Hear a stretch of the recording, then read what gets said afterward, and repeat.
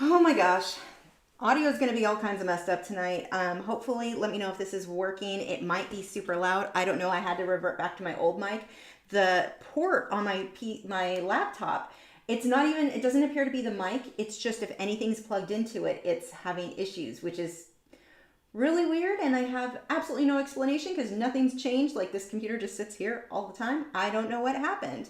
Okay, good. It sounds fine. I just can't walk away because it's not my normal mic. So you will have, every time my head turns, the audio is going to change. What a night. So yeah, and it's not a problem, I don't think, with the mic itself. I think, which actually kind of sucks because that would be a cheaper thing. I don't know what the solution is then. I'm sure there's some sort of adapter to let me plug that into, although I never have enough USB ports. So I would have one more, I think. I don't know what is causing that. It was just like crazy. If any of you guys have any suggestions, let me know. This plugs into that standard headphone jack, this little guy. I'm just going to throw this out there because if someone has a suggestion, let me know. I restarted the computer. Everything's up to date. It's just, if anything, even if this isn't plugged in, just where it's trying to use that as the mic, I'm getting the same kind of really weird, like not a little static, like horrible noises. It's plugged in, not plugged in, didn't matter. So I don't think it has to do with that. I think it's, if it tries pulling on, I don't know. It's really frustrating. So if you're not, if you know, email me because I may miss it in the text. Email me at lisa@lachri.com. This is not going live on Facebook either because apparently when I didn't go live at the time it wanted it to, it canceled the stream. So we're not streaming on Facebook tonight, which, I mean, screw Facebook, whatever. If one of you guys can message over, actually, let's take a link. I'm going to push this over on Facebook because, I haven't wasted enough of everyone's time tonight.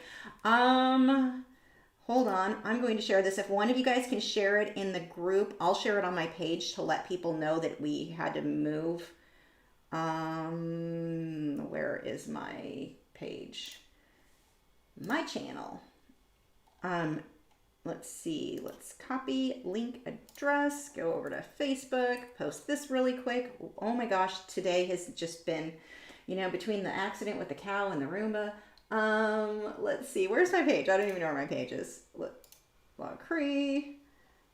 I'm seriously just going to waste all your time. We'll get started in just a second. And I don't like the new pages. I can never find where to post. Where is it? It's right here. Create a post. Okay.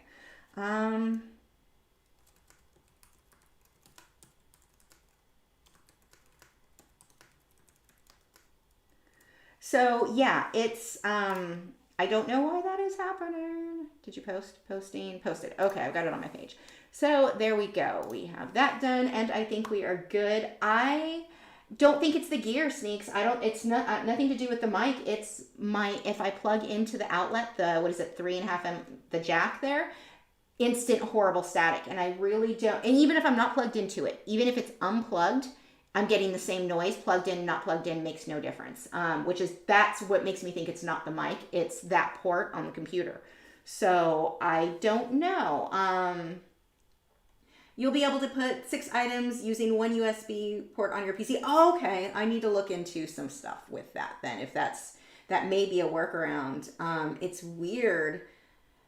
Very, very weird. It's going to be echoey in here because this mic doesn't cut out the echoes like the other one does. So that is a little bit, that's going to be different. Kimberly says, oh, Lisa, you're glistening. Mind sharing your skincare. Yeah, it's a crappy webcam and a bright light that overexposes me. So it makes my skin look far better than it does in person. So the trick is, I don't want to say filters because I'm not doing it on purpose to hide. I mean, makeup, I guess. It Cosmetics and Estee Lauder are my skincare. But yeah, it's definitely a little deceiving, I think, on this webcam and how bright I've exposed my face because I didn't need that light. So I'm like, oh, I'll light myself up tonight. And did I ever? Okay. Oh, Clark Finer said if the port went, getting a hub could help. Okay, I'm writing that down because I won't remember the word to look at. My husband's a computer guy. He'll probably be able to help too. Okay, Tamara said, don't stress. Well, we're here for you, loyal fans here. Thank you so much. And I am so sorry. Wow, 22 minutes and we're just now getting into this. So it'll, the other thing that was really weird for tonight, I got everything set. Restream was ready to go. I hit stream and it's like, no, that one's over. Like, I didn't even start it. I intentionally didn't start the stream to test it because I was afraid that would happen. And yeah, so that's definitely a negative to restream. Thanks, Nick. Okay, so tonight we are playing with Duralar. Hold on, let me pull the frog cam back up. Sick frogs. Again, dear God, they are sensitive like you wouldn't believe. One of them is apparently having a reaction, so I'm waiting for him to wake up to see if she's still messed up. But anyway, just pulling that up on the screen. Anyway, moving on. So this is drafting film. Now, from what I understand, a lot of people don't consider this good drafting film. Some people do, some people don't. I've read some conflicting information there. I don't know. I got it from Amazon. Wanted to give it a try. Saw some awesome work done on this specific paper, and that's why I got this one. Someone posted in a floral that they did that was phenomenal in the color, one of the colored pencil groups, and she used this specific paper. So I'm like, okay, this is the one I'm going to try. I have absolutely no idea how this is gonna get. Like, I've never used it, so, and I didn't do a lot of research. I did watch a couple of videos by, what is it? Animal Art by Law, I think is her username on YouTube. My brain is not here, can you tell? So I need more coffee. But I watched a couple of hers, so I got a little bit of an idea, but I've never even taken a pencil or touched anything on this paper. So, you know, it's going to be kind of a, we're going to experiment together. I'm going to make some mistakes. So one of the things that I like to do, and this is going to be true no matter what medium I'm working on, I like to see enough in that medium to know if it will get if it's possible for that medium, or in this case, this paper, to get the results I'm looking for. I've seen it done. I've seen amazing work on this, so I know it's possible. So if it doesn't come out good, I know it's me and not an issue of the paper can't handle it. Like, example, Fabriano's black paper. Freaking horrible. Terrible paper. Do not like it. I can't think of many things that I would personally like it for. So in that case, I haven't seen any work that I was like, wow, that's what I want my work to look like. I think everyone kind of struggles with the same things I did with the way it layers, blends. Not a fan. So I like working on black paper, just not that black paper. So in this case, I know it can be done well. So it's not an issue of like, oh, the paper's terrible. I've seen amazing work done on this. So if it goes badly, it's just that I need to adjust my techniques. The other thing is that I don't watch a lot of tutorials or videos or anything like that when I try something new until I've tried it. Once I've tried, let me take off this. Once I've tried it, then I have a better idea. When I watch a video, I'll know what they're talking about. Right now, if I watch too many videos, I'm like, huh, what? I'm sorry, what? Come again? So if I can kind of experiment with it, get a little feel for it, whether that be good or bad, when I watch a tutorial where somebody is giving tips, it's going to make a lot more sense to me. So that's one of the reasons, and I encourage everyone to do that. Like, jump in and experiment. Don't spend, if you're trying to do something new, don't spend too much time focusing on trying to read every book, watch every video before you start. Get to that easel and experiment. It's going to be bad. That's fine. That's how we learn. So this paper is kind of interesting because of the way that you can put a color under it. Depending on the color you have under it can completely change the look. So we'll be testing with that. The first thing I'm going to do is just kind of draw out, let's draw a cherry. Actually, I can't even tell. I didn't mark out beforehand what is on camera. So let's go ahead and make a mark so I know here all the way to here. I should have done this before, but yeah, I should have been early today too. And then, here, the mic is in the way. Let's get me started on the mic issue again. So there we go. That gives us an idea. Okay, let's see. Thanks, Nick. Thanks, Joseph. Kimberly said, cliche, but how do you cope with failure? Because you know what they say, when it rains, it pours, and it's not just a month of misery. Some takes forever. I mean, failure in what? I mean, we can go with the failure of frog care. And it's not the failure on my part, just a series of unfortunate events that I had no control. You know, I've done everything right. So anything in life can have those failures. And I guess it's just persistence. And then we can go with art. Let's say art, you're doing these paintings and they're just not coming out right, or you're trying something and it doesn't work. The thing with failure is don't just keep doing the same thing. Figure out what's going wrong and make adjustments accordingly. Just don't give up the first time something goes not right. I think it's being persistent and being determined. I'm going to figure this out. I am going to make this work. I mean, even going back to the frog care, when that frog started she's having neurological issues. When she started having that, that was one of the first nights I was like, I'm done. I'm out. I just don't want to deal with this anymore. And I'm not going to. I'm going to become a freaking red-eye tree frog expert. But giving up isn't going to get you anywhere. Like, okay, you give up super fast. I mean, I remember like growing up, my sister would do that. She'd try soccer. She'd be okay at any of them, but she never got really good at it because she always gave up. If you want to get good at something, you have to fail, and you have to know that you are going to fail. There are going to be issues. And that's really what, I mean, here, I know that some of this is not going to go well. I'm okay with that. Let's do a cherry. I want to try a few things here. I want to see what happens when I erase. I want to see what happens when all kinds of stuff. Maybe I should go a little bit bigger on that. Ooh, that smudges. That's a dirty eraser. Look how that left a mark. See? Lesson learned. Clean the eraser on this paper. Holy. Okay, it erases really well. Now, I don't know if I'm damaging the paper very much. I'm not pushing very hard. And it doesn't matter if that's there. It's just kind of like what I was saying. We want to experiment. And honestly, that could be a lot bigger, or I could zoom in a whole lot. Maybe I should just zoom in a whole lot. Well, I'm going to do a whole bunch of stuff on here. Let's just make it bigger and see what happens. We'll go with a big cherry. I'm just going to start layering that in. And actually, let's get some, I don't know why my brain says, let's just draw a cherry. I just want to do my first thing, feeling out how it blends. I'm going to clean that eraser. And the way that I'm cleaning that eraser, I'm just rubbing it on my jeans. Although these jeans are leaving a big blue mark. They've apparently got a lot of dye on them. So let's again, it erases well. It'll be interesting to see how the pencil feels up against this. This paper is insanely smooth. So this isn't something where you're going to build tons and tons of layers. I know that you have to attack it a bit differently.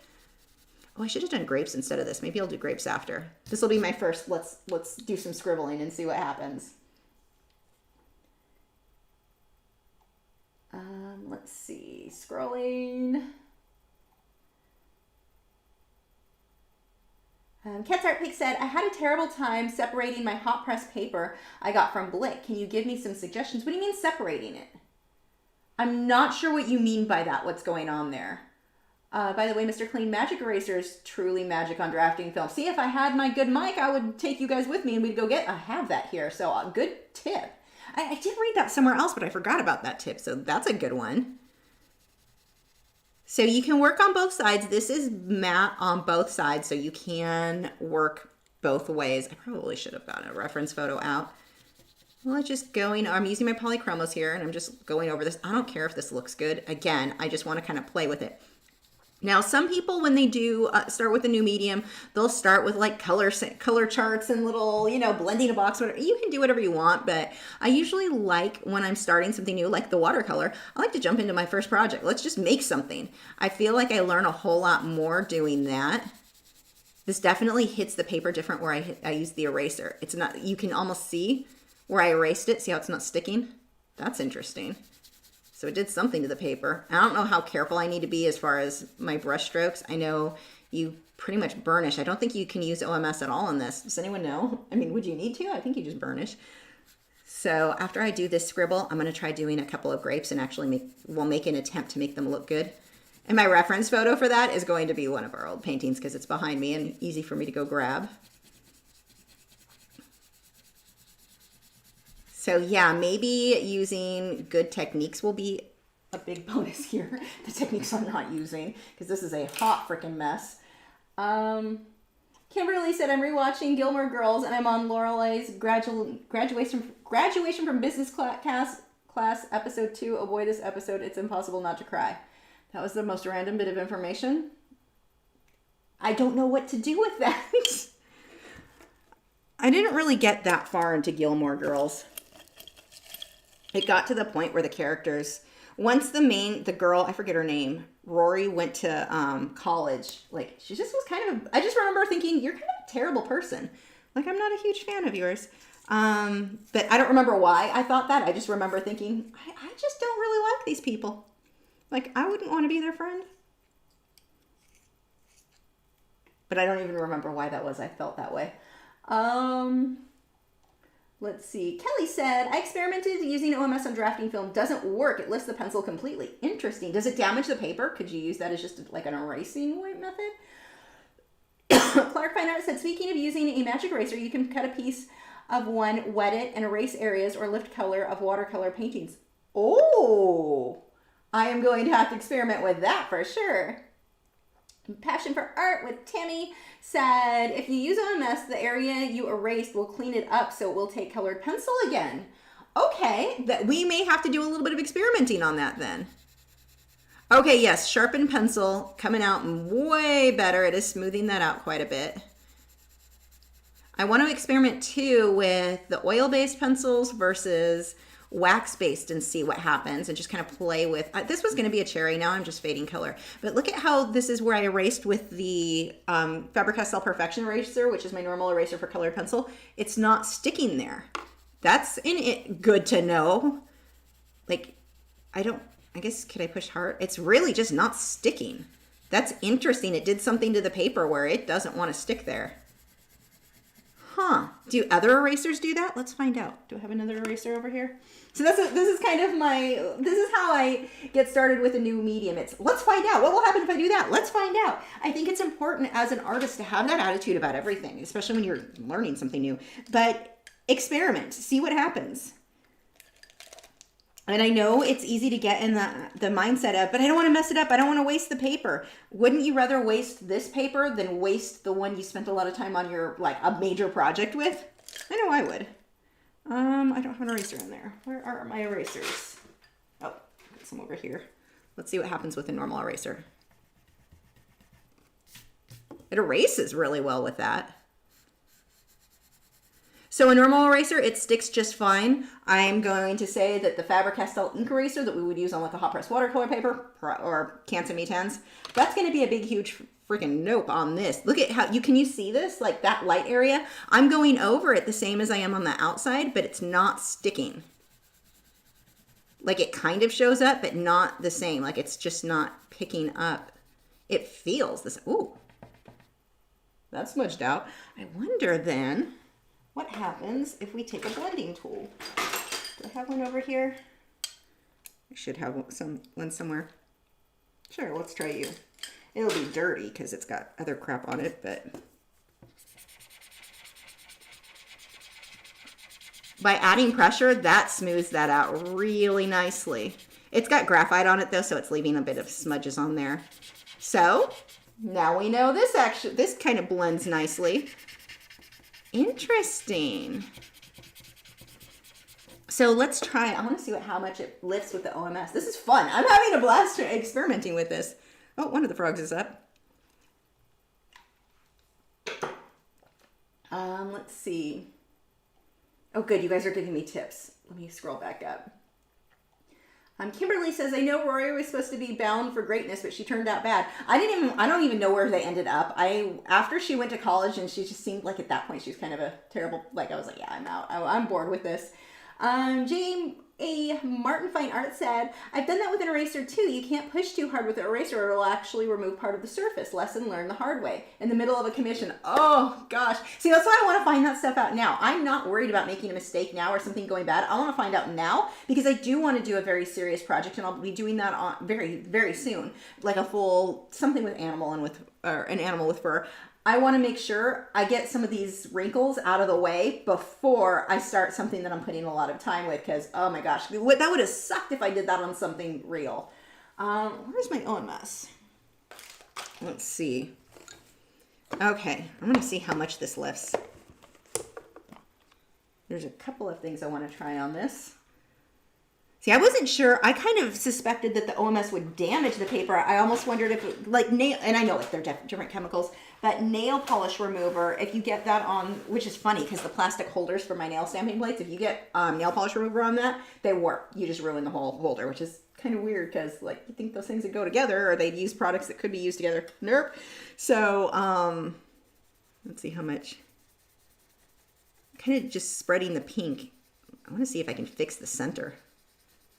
I'm going to let that dry and see what happens, how much the stuff sticks on top. But yeah, if you were to get on normal plastic, nail polish remover, it like eats right through that. Or my acetone is what I use, not nail polish remover, I guess. But I was afraid that the OMS might do something similar to this paper. I guess not. Although I've got OMS all over my fingers now. I need a hot, why did I make such a mess with that? That's weird. I don't know where to put you. Okay. Janet said, are you pressing hard? I wouldn't consider it hard, but I've never used this paper before, so maybe what I don't consider hard on like a hot press watercolor paper is pushing insanely hard here. I don't know. Let's try where'd that pencil go? kind of like to keep trying the same pencil just to get a feel for that. So let's see. This is what I consider light. I'm just barely letting it touch the paper. Here's where I'm adding more pressure. And then this would be absolutely burnishing on anything else. So, I mean, I guess that's my fade from as light as I can go, or about as light. I could probably go a little bit lighter. There's as light as I can go. I want to see. Congratulations on looking at my head. I was curious. My eyes are. I really need to get my eyes checked. I was curious if it would be grainy at all where I used a really light hand. It's not. Okay, I'm gonna try. Let's grab my grapes. I've got them back here. We'll just use my painting. Be right back. I've got to remember you guys can't hear me when I wander off right now. Okay, let's use you as a reference photo. We'll just plop those. Oh, that's not gonna sit. That is so gonna fall over. I don't know how long it's gonna take, but I'm pretty sure it is gonna fall. I'll use that as a reference. So let's grab some magenta. Oh, I also, actually, before I do that, I want to see the difference between some of the different pencils. Let's grab our red with that, or something kind of reddish orange, whatever. So we're semi-close. So we've got the Derwent Light Fast. Lynn said, very light pressure, any oils on the film and you can't go over it. No OMS. Good to know.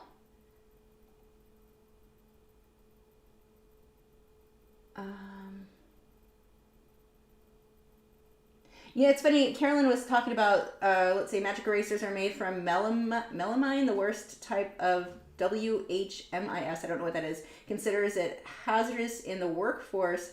Special precautions, thinking of your frogs and dogs. Interesting. That's what I used to clean my bathtub. It's really the only thing I use my magic. Oh, and sometimes the walls where there's a smudge on it, but I've not had it around the other ones. Oddly enough, I know the original magic eraser is considered safe for saltwater aquariums. So that's weird that it's considered hazardous, considering, like, I wonder if it's certain brands, because it's only the original you can use for the glass on saltwater aquariums, and they can be very sensitive. I don't use it on that. I've never tried it. I don't need it, but that's interesting. Oops, I just scrolled. Hold on 1 second. Scrolling back up. Kimberly said, I agree with you. Never like Rory and her mom. I love Emily Gilmore, Rory's grandma. I don't even remember her. Clark said, I saw a painting. Artist let it dry, decided wanted a tree in the foreground, taped where the trunk would go, and grabbed the magic eraser, dipped in water, and it was magic. Color gone. Interesting. Brent says, do you think charcoal would stick to this paper? I don't think so at all. I mean, maybe. I guess we can try it, but I doubt it. My prediction is heck no, because it wants more tooth to stick to. This does not have any tooth, but we'll try it. Who knows? I'm going to guess no. Somebody else said I wouldn't use magic eraser on pet cages, aquariums, toys, bowls, dishes. Interesting. I mean, I don't use it on any of those things myself, but it's one of the things that in most of the pet trade is considered to be safe. So that's an I mean, again, I've never used it. I don't feel the need for it, but that is really interesting. I'm gonna have to look more into why that is. Like, why do aquarium keepers swear by it, or say that it's fine, and their fish and coral are fine, and they're pretty sensitive. So that's interesting.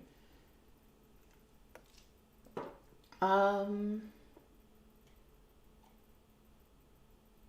do you store your canvas and pencils or panels? Do I store them vertically or stack them horizontally? Should I use a sheet of glassine between canvases that have paint on them?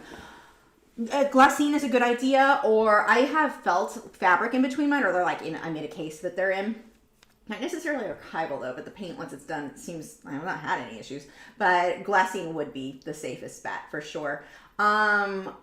I would not stack them on top of each other this way unless they were all the same size. It's just too easy for something to push on the top of one of that. I keep all mine vertical. That seems to be the safer way. If they're flat, it's just too easy for someone to walk by and set something on. It's going to stretch whatever was on top. So I put mine are all kept vertically, not horizontally. I have cheap IKEA shelves, and it's funny you mentioned that because I was just in there looking. I wanted to find the teal flamingo painting, but I can't. That was painted for me, and it's beautiful. I want to share with you guys, but it's in the closet that I can't get half the stuff because it's not organized. So I'm going to I was thinking I'd get another of the cheapy, they're fairly, like $20, $30 for the whole shelving system from IKEA. I use those because you can put the shelves where, like, easily where you want them. They're just big wood, and I'll stick that in there and try to get some of them off the floor. But with those are nice because it's very easy to put them all vertically. So that is what I will use there. Let's see. Earlier question from Cat's Art Picks. It was hard to separate the pieces of paper. I've got nothing for you. I've never, unless you mean like the hot press arches where it's bound. Does it have the black edge all the way around? Because if that's where it is, where it's a watercolor block, you're supposed to leave it on there. Excuse me, I keep burping.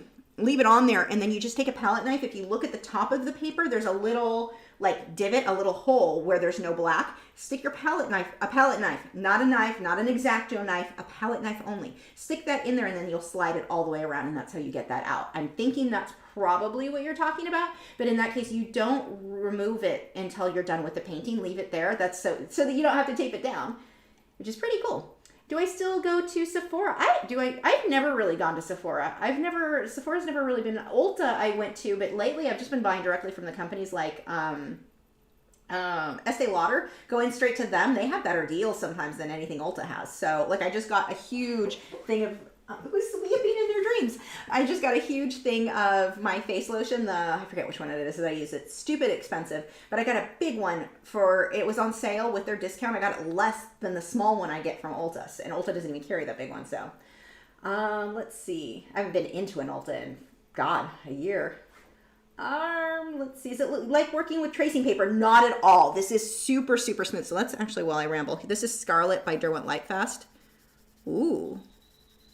That I'm not pushing okay, I'm pushing a little bit hard because now that I see when I lighten it up, that is gorgeous. Huh. Well, we know for sure that the Derwent Lightfast works well, and I don't think this is in focus. Hold on. I think that was one of the things that got messed up when let me see if I can fix this for you guys because I'm pretty sure that is not focused. Let's see. Configure video. Yeah, it's on autofocus. That is not what I need. That looks about right. I think that's better. Okay. Let's see. Yes, Heather, thank you. She said, hey, hit the like button, or hey, y'all. I can't do it. I can't do the y'all thing right. Like my California kicks in and I cannot say, like, it doesn't work. People here make fun of me because I say you guys. But she said, hit the like button. It helps. It does. Please do. If nothing else, because you feel sorry for me for the drama I had trying to get set up. Let me tell you, when you're supposed to go live and the video is not doing what it's supposed to be doing, it causes serious stress. Let's see. Lynn said you can use charcoal on film. Works beautifully. Really? Blending is so easy. Not much more surface on the film, so you can't do a lot of layers of anything.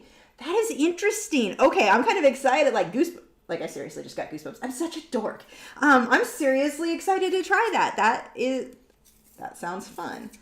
Okay, let's see with the Caran d'Ache. Yeah, sticks just fine. So there isn't an issue. And the thing that I was interested about with trying these, it burnishes so easy. People have asked me to do videos where I burnish and don't use OMS, and I can't because it hurts my hand too much because of my arthritis. This I think I can handle. So that's encouraging. Let's go ahead and put these away, and I'm going to draw out some grapes. Let's see. Where are my grapes? There are my grapes. Let's just draw a couple in here and see how this goes. Now, another thing that I know is pretty cool that a lot of people are using, and I already had one of these. This is the slice tool. It's like a plastic X-Acto knife, and you can use this. So let's say you wanted to draw fur. You can build that up so it's almost like a scratch board technique for the tiniest tiny detail that you're not going to get with just pencils. Like that is tiny. And then the way it smudges is interesting too, because you can soften out some of that. And I'm guessing you could go back over it. The areas where it was burnished, it definitely shows up better. I think I'm going to like this. Like, I'm going to be surprised if I don't like this at this point, because the few things I've done, I'm definitely seeing some potential of yay for me. Okay, let's put in first my yellowy color. Now, this will be interesting too. You can work on the front and the back because it's double matte on both sides. So let's say I don't know how to do this without really screwing this paper up because I don't want to fold it back. But let's say I went back through with orange, or yeah, the yellow orange. You can't see because I'm off the paper. Just know what's happening. So there's the orange on the back and see how it shows through right here. And it gives you that pretty interesting depth there. So let's go. And then there was another thing that I thought would look kind of neat that I wanted to try. A way to really create a lot of depth and get that like a weird 3D look where your subject was on the front, but what if your background was on the back so it's super faded? I mean, you can make it faded on your own on the front, but it would almost force it. I don't know. I thought you'd have to work in reverse, of course. Light colors first, dark colors after. So yeah, it just was an interesting thought, or those details first. So let's see, you can use charcoal. Okay, got that one. Whoop, that just scrolled too far. I will say that one of the things that I really liked with the Restream is I don't have as much jumping with the text as I do here. Speaking of storing, how do you store larger paper, the kinds that have no place but under a bed? I keep mine, whatever box they were shipped to me in, I keep that box, and then I have them stacked up over, also vertically. They're just stacked up in that box, a whole bunch of them, and I hope that they don't fall or get messed up in the meantime. But that's what I've been doing. And then I can have them vertically in with my canvases. But no, you can't see them. They're over in the corner. Kimberly said, oh, me too. I'm liking more with foundations now. Linda said, how would an artist know when they are painting fine art? I think you're thinking too much into that. Like, fine art is essentially you're making something for the sole purpose of its aesthetic beauty. Aesthetic beauty, am I saying that right? That's fine art. Like, that would be considered... Did you paint something for the point of it being pretty? Fine art. I mean, and fine art doesn't necessarily... I think people assume fine art has to mean good art, and it doesn't. Not necessarily. Aw, thanks, Joanna. Linda, okay, got that. Kimberly said, makeup and lipsticks are out because of masks. Exactly. I haven't even been doing my makeup. I always put a foundation on. I always have to give myself eyebrows. I'm blonde, so my eyebrows, you can't really see them if I don't draw some, darken them up. But I do that in mascara when I go out because, again, blonde, my eyelashes are like non-existent. I just look very, very ill. Everyone would think I had the zombie virus if I didn't do some makeup. But, where's my reference? Yeah, I do. Wait, not you. I have been not doing the heavier eye makeup like I normally do when I go out because it's like the mask is hiding my face anyway. No one's seeing anything.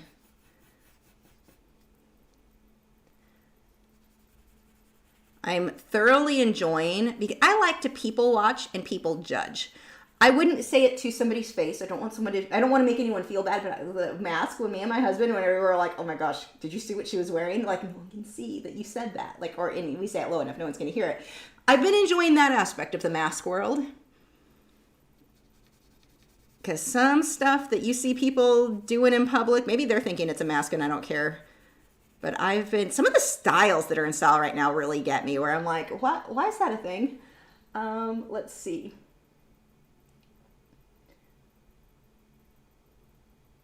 Whoops, that just scrolled too far. Where am I? Sarah said, do you have recorded footage that you haven't gotten around to editing into videos and probably never will because of time? I do. Yeah, I mean, so Patreon videos, for the last, after I moved, I really, even back, if you want to go back all the way to 2017, when I had the surgeries, that whole, that 6 months I was in and out with the hospital and there were a lot of problems, I was really inconsistent with uploading videos because I used to be super, oh my gosh, I didn't mess around with that. I was very consistent all the time. And with the surgeries, I was forced to stop with a lot of that. And I just never really got back into the habit all the way. And after I moved, it got even worse. So I have a lot of videos the Patreon videos are there. I just never made them into YouTube videos. And so that's going to be, I have a lot of those, and a lot of them probably never will make it there. It's good because I've got all that footage, but yeah, everything's been made into some sort of a video as far as Patreon. Those are all there, but yeah, not all of them. Definitely time can be, this is in such a bad location. Is there somewhere I can put this where I can see it better? Or yeah, that'll work. We'll just stick it over there.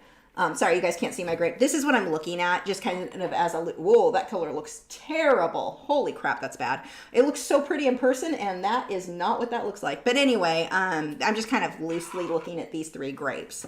but you guys can't see it because this was very poorly planned out today, obviously. So let's, oh, what just happened on the tip there? Let me finish sharpening you. There we go. Jason said, drafting foam looks cool, but I'm still using pastel matte since your video is expensive, but my favorite paper for colored pencils and pastel. Oh my gosh, I haven't tried pastel on pastel matte, which is ridiculous because I love it for colored pencil. I don't know why I haven't tried. I just haven't gotten that far. I absolutely love that stuff. I mean, it picks up so much pigment so fast, and then when you go over it with, oh, where's my photo? With OMS, it just looks so good. This will definitely take getting used to because my light hand here is not the same as my light hand on other paper. The other thing I would say, this, I can see where this would affect like the oils of your skin getting on it. I would definitely say glassine is a must on I mean, it should be a must anyway, but it is. I can see where like that's going to be an issue for me tonight, not putting that on there. Whoops, that just scrolled too far.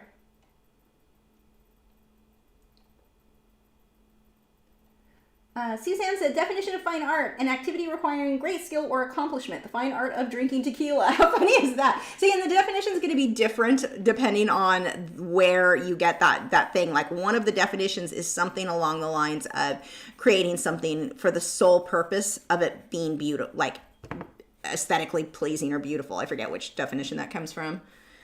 I'm so used to my reference photo being there, I can't get my brain to adjust to like, no, it's right here. Can I move? Oh, the mic's in the way. I'm just having all kinds of trouble tonight. I don't know that these are the best colors to have used, but they're what I'm going with. So I'm also wondering, normally I like to go on top with the blue. I would put the blue on top of the pencil. Is that even going to show up? No, that's a muddy mess. Okay, blues are going to have to go down first. Glad I tested that because that doesn't even look close to how it would look on a hot press watercolor paper. This pencil would have been bright and it's just muddy on that. So blue needs to go down first. Glad I checked that. These are not the blues I want though. These are not the blues you're looking for. Let's see. I want more of like maybe a grayish ultramarine. You kind of would work. You're gonna be the color. Let's see. Sarah said, it just occurred to me that if a man looked like a zombie without makeup, he would be expected to just go with it. But we ladies can do something about it. I know. I feel very privileged. I can hide my husband will get up some days. I'm like, you look like crap. Are you feeling okay? He's like, thanks. Like, I mean, I just thought, okay. Whoops. So let's see. Kimberly, and it's funny, I actually, one day when I was working at that paint while you drink wine place, okay, that color is really dull on here. That's interesting. When I was working there, I went in one day and I had my makeup on. I had to be up early and I didn't put on as heavy. Like I use a lot of eye makeup and I didn't put on as much that day. I still had makeup on, but one of the girls that worked there, she thought I was sick too because I'm so pale. I'm like, okay, I guess makeup, I can't get away with not. Kimberly said, then there's the mesh mask for aesthetic purposes. Why? Huh? Mesh mask for a mesh mask? I don't know what that is. I'm apparently out of the loop. What is this? Oh yeah, I'm totally better after the surgeries. Everything that it was almost 4 years ago now. It sucked at the time. It was one of those, is this ever going to get better? It took 3 surgeries to fix all my problems. So it was not pleasant, but let me tell you though, like sometimes you have things like I couldn't walk. I had an abscess and it was affecting, like I just couldn't stand up. When it initially happened, the pain to stand up was so severe. And it was like an inside, so it wasn't like you could see an abscess on the outside, so I didn't know what was going on. So it was really bad. And I remember seeing, it was actually one of the only times I remember being fully jealous of somebody else. Somebody was walking her dog or walking from one area to another. And it's like, you don't realize how much you appreciate little things until you can't do them anymore. And it was so like that, through that process, I'm sure it sounds ridiculous, but I learned a lot and I'm more appreciative of certain, like just basic things, like just not being in that level of pain, because I'm always in a bit of pain with ankylosing spondylitis, fibromyalgia, all that stuff. I always have a bit of pain.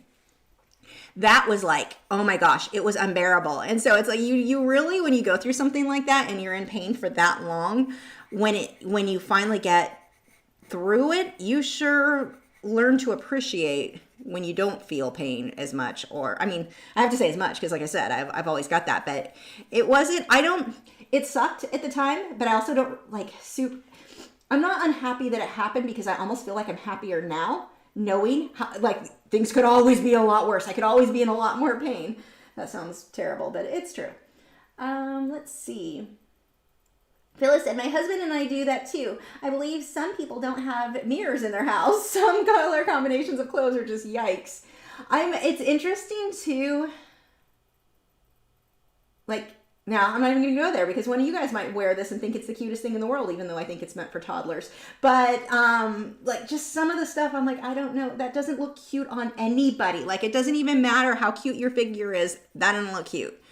Yeah, it's, let's see. Is the drafting film vellum or Mylar? It's not vellum. It is, I don't know if it's Mylar too. What does it say on the front? It is a archival polyester film for drafting, drawing, and mixed medium, it says. Let's see. Kimberly said, same with modern art. It's not literally modern, because Van Gogh was supposed to be the father of modern art. Interesting. I never thought of that. E said, with the brush and pencil titanium white and touch of texture, I can never seem to mix it without clumping up. I have to scrape off afterwards. How do you avoid the clumping? Clumping's normal. You're going to get some clumps. I just take my fingernail. If I have any of like those little clumps on the work, just scratch it off. It's fine. Like, it still leaves white underneath. It doesn't hurt anything. Oh, that scrolled too far. Where were we?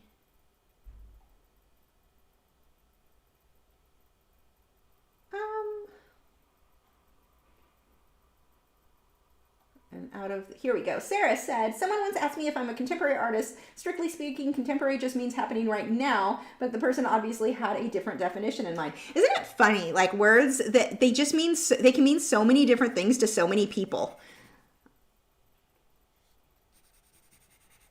And then you have times where people are just so incorrectly using a word where you're like, yeah, I don't think that word means what you think that means. You should probably stop using that word. Hear my husband in there making coffee. Speaking of coffee. Priscilla said, hi Lisa, I was paper shopping and found Fabriano Studio Watercolor Hot Press 140. Do you know if it's much different than the Fabriano Artistico? I don't know. I think I have some here that I've used in a Smart Art box, but I've not done an actual project on. I probably should do a comparison. Nillybug said, I'm dealing with a very bad back pain, possible spine infection abscess. Oh gosh. And I have been very ill, so I totally get you there. I've barely been able to do much art and I'm missing it so much. I am so sorry. The only thing, I mean, if you can look, I had to constantly tell myself this probably isn't forever. I mean, you always, when you have medical stuff and you have to have surgeries, it's like this, you never know for sure if it's going to work. But I mean, one way or another, this is going to get, like, it should get better. It's not forever. And that's what I had to keep reminding myself. Because there were some, I mean, that's 6 months. And even after that, a little bit of healing time after that last surgery. It was rough. It was really rough. And I just kept having to tell myself, like, it's not forever. Like, it can't be forever. So I don't know if that helps you, but that was what the mantra that kept going on in my head is like, it shouldn't. Hopefully. But it helped. It helped me anyway. Alana said, do you find it easier to do detailed pieces than things like landscapes or sunsets? I'm struggling with painting a sunset sky right now, but find detailed pieces a delight. Yes. I don't know that I'd say I find it harder.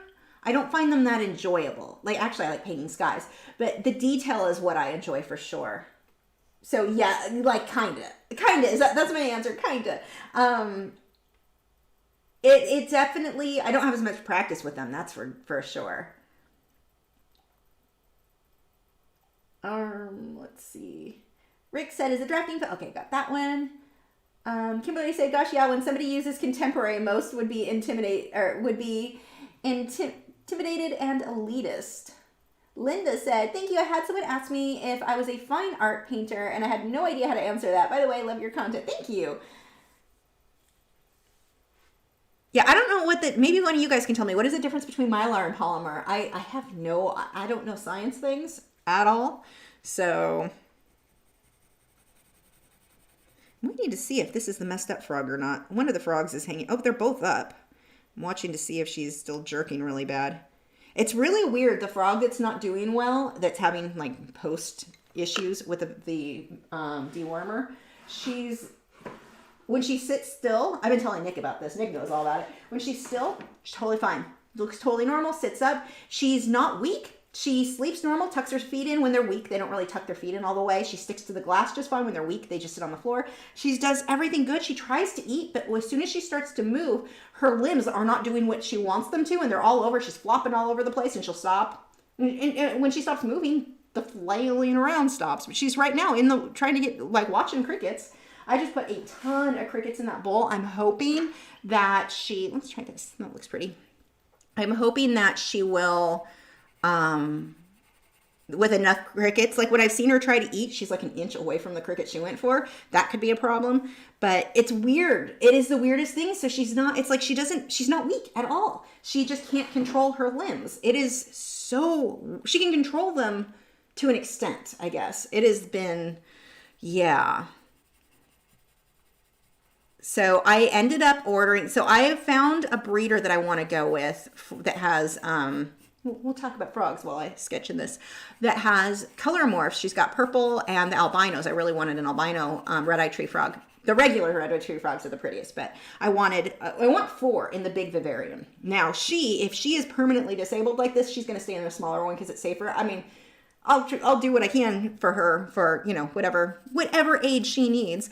Unfortunately, vets can't really help. They can help with the dewormer or medications like that. But at this point, because this is apparently a reaction to the dewormer, not much we can do. Anyway, I ordered 2 more quarantine tanks for the new frogs that are coming. And if she ends up having to stay in quarantine, these tanks, she'll end up getting moved into one of them. They're taller. So I think it'll be way better for her. It's so weird that she still tries to be active and normal, but can't control her limbs. Very odd. Let's start pulling purples and magentas.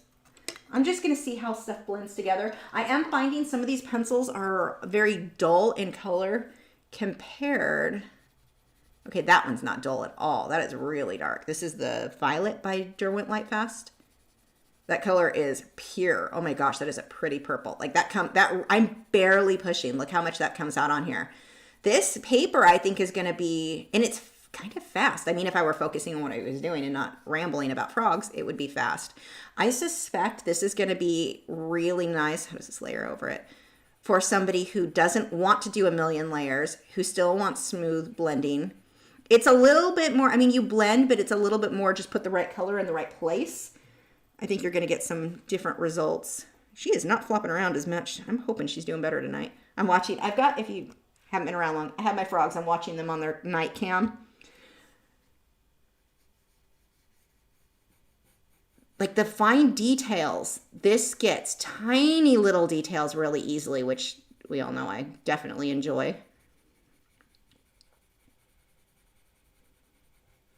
And then just slowly building up to where I'm putting a little bit more pressure where I'm not going to, like that's what's weird. See how I just did that line and I went outside the line there? Like normally if I did that on a hot press watercolor paper, you wouldn't have, it wouldn't have even stuck. I'm using such light pressure, but it's really, this is interesting. Do I think she had like a froggy stroke? Yeah, it kind of seems that way. That's one of the things we've been talking about. Like my husband's seen the video too. It's very odd. I don't know if I'm assuming it was a reaction because she had a bad reaction to the dewormer. And so we gave her a much lesser dose. And a few days later is when she started having the symptoms. The other one's totally fine. And we've kind of, I think, ruled out any other possible contamination because that room has nothing. Like I'm so careful with, there's nothing scented in that room. There's nothing. Like she's in my bedroom right now. So like she's not been exposed to Scentsy because I started thinking like that would be an issue.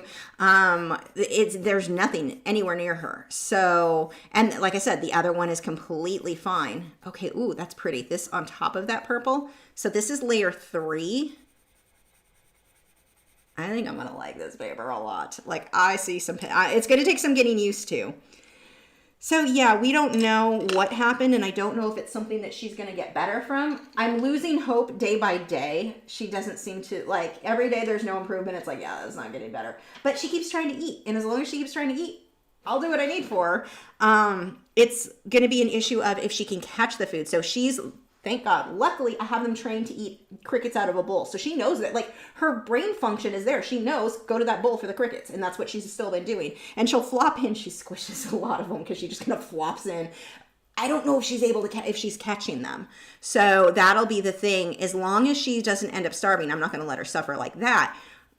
I'll let her sit in her home. Not that I need another frog tank, but I mean, whatever she needs, we'll do it for her. So she kind of looks, I'm watching right now. She's not moving a whole lot. She's just looking and watching her crickets. So we'll see. I'll keep you updated as the night goes on. Let's see. Sally said, it sounds like when my daughter has a seizure. It does when she's moving. But as soon as she stops trying to walk, it stops and she's fine. When it started, she kept spinning, and that's a neurological thing. Like, she kept walking in a circle. Then she had function, like she could control as it started very slow. She seemed to have control enough to move in a circle, but then she'd stop, and then a little while later she'd walk in circles again. Very, very odd. But she still had semi-control over her legs, and as that night went on, she got a little bit less. The next day, it was really bad. Last night when she got it was so bad when she tried to walk, she flipped over onto her back. I mean, she was just flipping all over the place. And as soon as she stops trying to move, it stops. Like when she's like, okay, I'll just sit here. Which for a frog, at first I was like, well, that would be a sad life for a frog. I don't want her to live like that. And then I realized, wait, these are the laziest frogs. They get up to eat and soak in water, and then they just sit all day and just watch what's going on around them, or all night, I should say. So it really wouldn't be that bad for her. So yeah, I'm just kind of watching. I need a deeper blue because that is not showing up. We'll watch and see how she does. She's still, like, right now she's looking in the dish in her head. Like, as she starts to move, she's bobbing her head up and down. She doesn't look as out of control as she did last night. Last night was the worst I had seen. But today, we'll see. And what's weird too is when they don't feel well, they don't want to wake up. Like, they'll sleep really, really long. That's what she did when I first medicated her. She did not handle that when the initial overdose happened.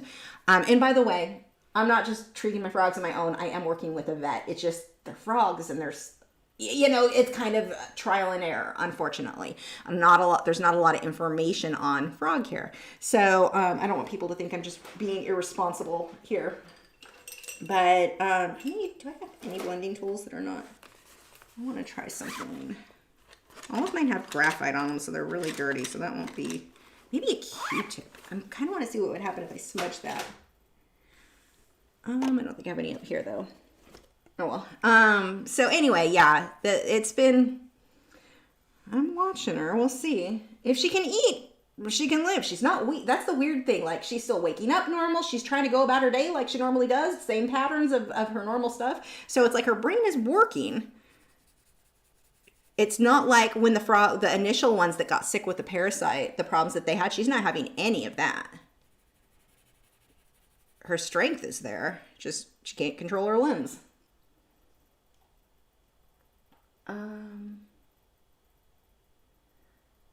RL said, I too have problems with hands and shoulders. How are you finding the film with your hand issues? I'm so not applying much pressure that it's not causing any issues for me. One of the things that I'm not sure, maybe if I had put white down first. So let's say if I wanted something, we'll find a random area I want to be really bright. I don't even know if it would be better. Let's do a little test here. So we're back to testing. Let's see. White. I am curious what would happen. So we'll push hard, and then I'll push a little bit lighter, and then let's just see how much that shows up. Yeah, see, the white doesn't show up that much on top of it. So the layering is definitely going to require a bit more. And then we'll do hard with that one and light. It's going to require a little bit more practice, but like I said, we can scrape it off too. We've got the scraper.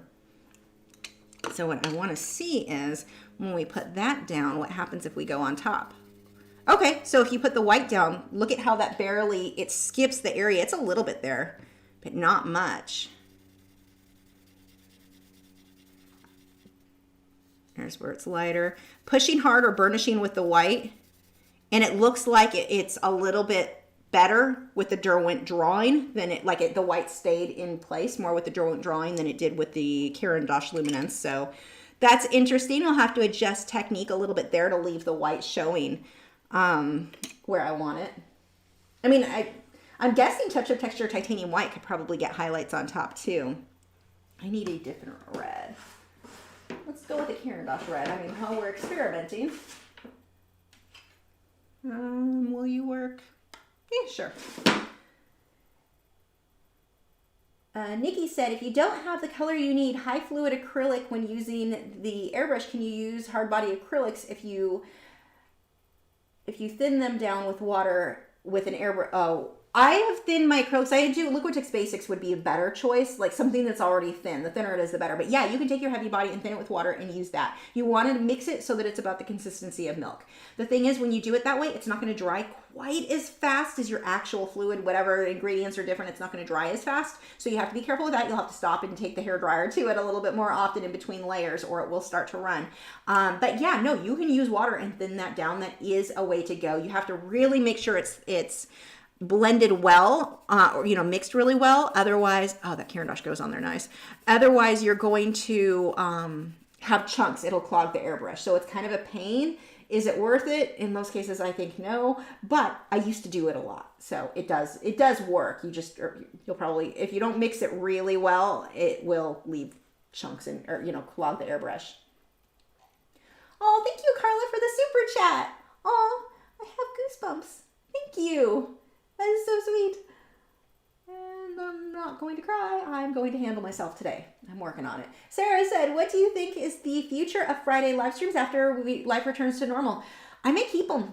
I'm enjoying them. I don't know. I mean, we'll see what happens. If it drops off to where no one's watching, then why do them? But I'm loving using those as a collage for colored pencil because I'm just having a blast with that. So they may stay that way. We'll see. I like them. Cat's Art Pick said, one of the signs of a stroke is the side of the mouth droops, so one side of the body is slow. Hope your frog girl is okay. She's not. It's definitely both sides seem to be pretty. Yeah, she's bobbing her head all over. Seem to be fairly off. I thought at one point she might be blind. She definitely can see. So I don't know. I don't think it was a stroke. I mean, obviously there's something neurological going on there. That part I know. Oh, I wanted to put white down. That I can tell for certain, but I don't know. And I have spent, you would not believe the amount of hours I have spent looking up any information I can find. I can't find a single case of somebody posting or asking about this. And I think, unfortunately, frogs are very much like fish. You have, well, no, not totally, because there's more information on fish. We typically know what causes certain things and how to treat it. But they are still very sensitive creatures. So there's that. But I just can't find where anybody has had this specific thing happen. The closest I found today was in one of the frog forums that was on Dart Frogs. One guy was saying that the medication that was used for her, it's very easy to overdose it, which is what happened. We'll back that up a bit. The medication that I ordered, it's from a place that I can only find it in the UK. And it's for dart frogs, so those are smaller than what these guys are. And it says 1 drop on the back, and you're supposed to do that 1 drop for 7 days, stop, and then repeat it a few days later, whatever. I did 1 drop, but what they're doing, they're getting a big bottle of it because whoever was making it before isn't, and they're having to repackage it. But when they repackaged it, I guarantee you the dropper that they're using is not producing the same drop of 1 drop as instructed. It's too big. And I had no way to know that. And so I put that on the frog, and it covered her. And I'm like, it seems like a lot. And right away, I mean, that night, it's like they went into shock almost. Both of the frogs were really badly affected. And she was kind of having a hard time controlling her limbs then too. So that's why I'm fairly certain, like 99.9% certain that is what is causing this. The more I've thought about it, like going through all the troubleshooting things. So then, I talked to the company I bought it from, and I talked to a guy who's like, I consider him a frog expert. He knows all the parasites he knows everything about. So he said, don't medicate her again, because she was supposed to have that for 3 days. He had said 3 days, don't do the full 7. And he said, dilute it with 50% water and use a tiny droplet. I used a tiny pipette to do a tiny amount. They had no problems that night. She had to repeat it one more time, and then that was it for the medication. She should be done. So she should be parasite free. But that is not, why do I keep picking up that pencil? That is not the pencil I want. She within, I want to say by the third day, and it's funny because I thought that it was a problem with the video camera. It looked like a glitch, like she was jerking, and then the next day she started the walking in circles, and then she started where her whole body was flopping all over the place. So whenever she tried to move, like I said, she sits still. When she's sitting still, you would never know. And if I didn't watch them on camera all the time, I'm like, I'm torturing myself, because if I didn't watch them on camera, I would have no idea there was anything wrong with her. All her functions seem to be working normally. I don't know.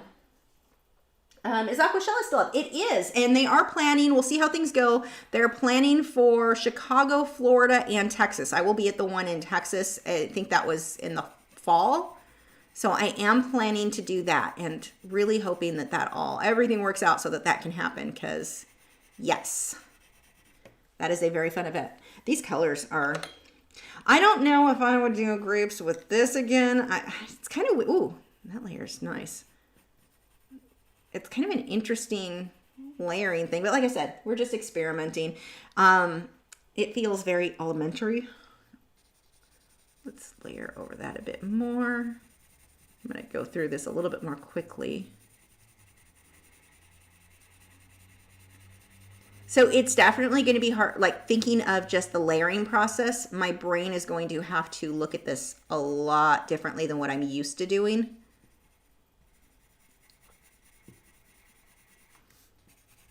I'm just going to slop this all over everything because I'm kind of getting bored with these grapes and I want to move on to trying something else. I think that this is going to be, my first project I do is going to be a furry animal. I think that that's going to be one of my favorite things for this. Or something detailed for sure. Something with a lot of detail. I think that that's going to be like where this paper is a bit stronger to me than others. I think I'm going to be able to get tinier detail than I can for the same size area than I would on like a hot pressed watercolor paper.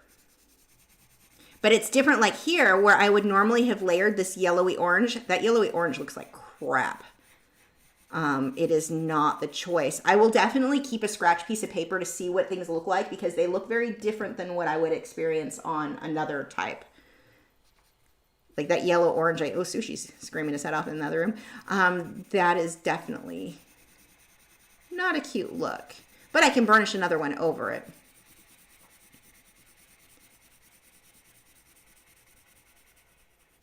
So I mean, most of this I'm not pushing very hard yet.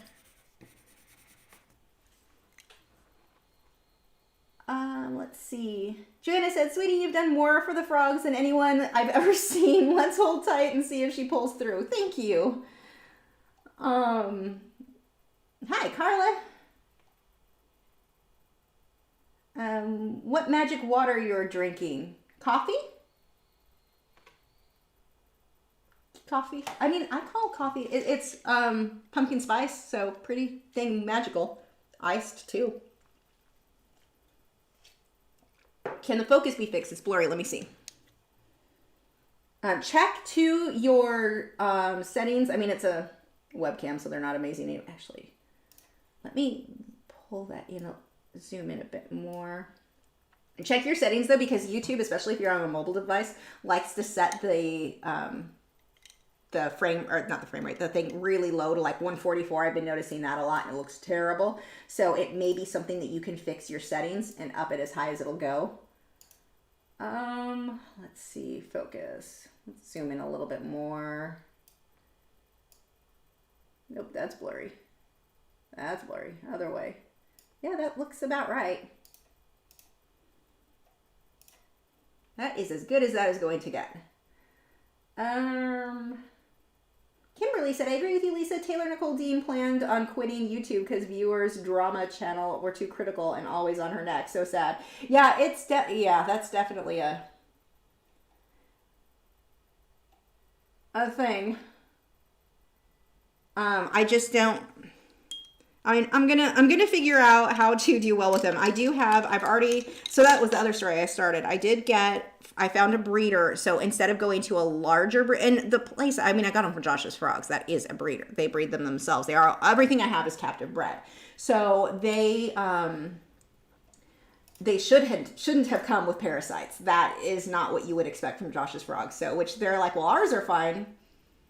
How did these get it? Like, these haven't been exposed to anything. They came that way anyway, whatever. So, and they are prone to it. It's something that they'll have to be tested for parasites every 6 months, even once they're clear, no matter where I get them from, because these guys, it seems like the red-eyed tree frogs are extremely sensitive. And so I've talked about that before.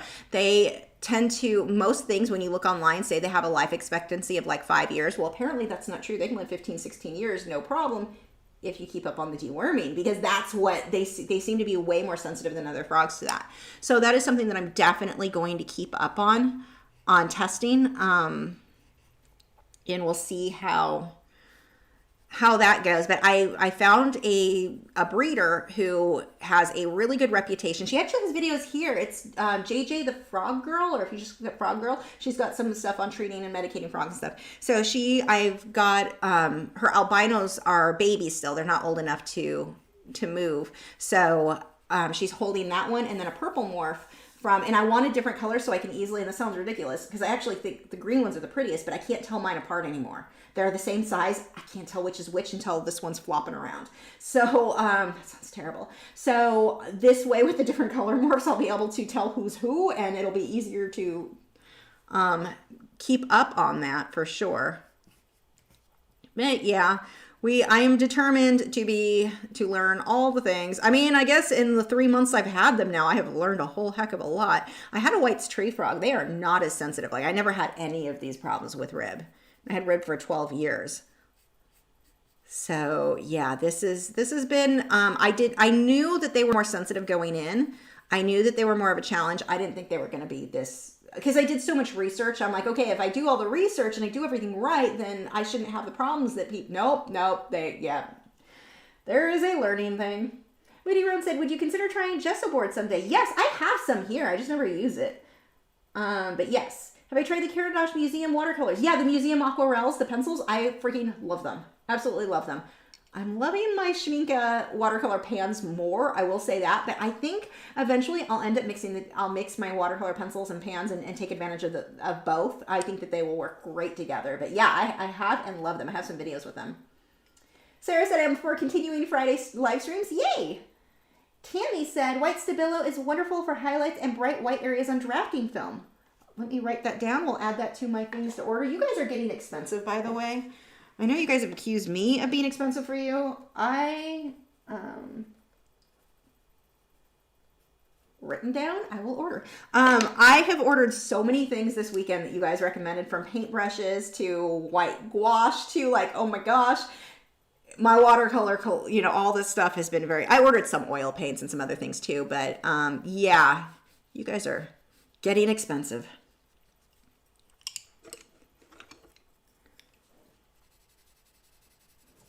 This is so odd because the way the colors work together and layer is so different than what I would expect. There's definitely a learning curve here. So if you try this, I would say don't give up if you're like, oh, the colors are weird. It's not what I want.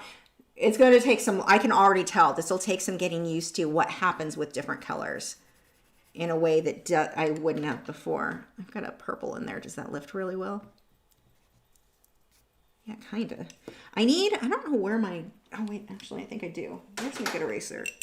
My Tombow Mono eraser would be handy if I could figure out where I left it. I haven't used it in a while. Wait, is that it? No, but that would work too. Let's get that wiped off because it is dirty. There we go.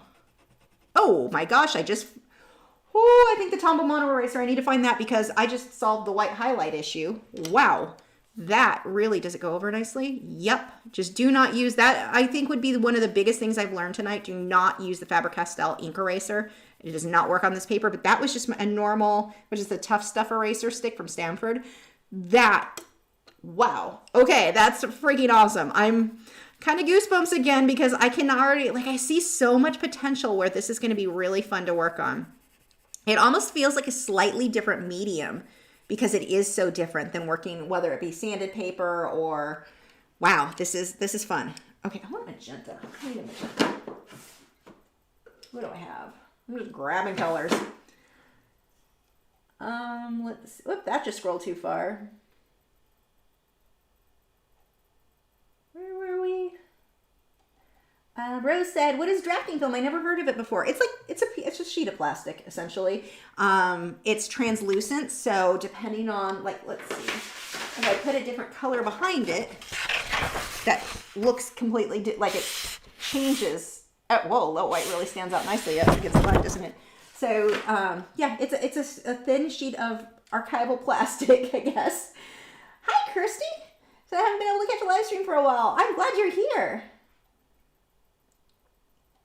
Sarah said, when it came to bad canvases, could you tell something was wrong when you were working on the canvas, or not until later? Not until I worked on good canvases. Once I started working on good canvases, it was like, oh, so that's what that's like. Now, with a couple of exceptions, the warped stretcher bars, I knew that was wrong. And I knew that there were occasionally times with the crap from Hobby Lobby, their generic, their house brand or whatever, where oil had gotten, it must have been some kind of oil got on the canvas, and they're acrylic primed, and acrylic would just bubble up and not stick on those areas. So that was, and it's like once you've painted where you got so far in the painting and you get to that corner, you're like, so I basically, yeah, I can get my money back for this canvas, but I just wasted 15 hours. So yeah, no, not screwing with that anymore. So those I noticed right away. But as far as like not realizing the way the paint didn't glide quite right or any of those, I didn't notice that until I used good canvas and went like, oh, that's how acrylic should really be blending and layering. Pushing a little bit harder here, just kind of playing with different pressures. I don't like this color. This up against the orange is muddier than I wanted. Let's try some other stuff. There's a really pretty magenta that Karen Dosh has. I mean, it's not called magenta. What is it called? Crimson something something. I can't read the writing on these pencils. Let's see. Kimberly said, "Oh, Lisa, good news. Kristen Stewart will now be playing Princess Diana." I mean...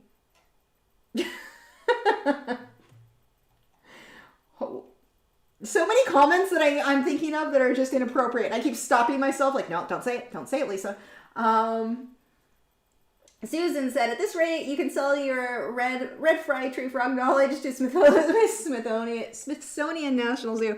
Yeah, it's definitely, I mean, I've learned a lot, and that is good. And I would rather learn it, I guess, early on than with a frog I've had for 10 years and then find out, oh, that medication is too strong. You know, I guess if you look at it that way, but it's definitely been discouraging. But I had the same thing happen. I mentioned that before. I had that happen with fish, with my reef tank. I used to have a 65-gallon reef tank back years ago.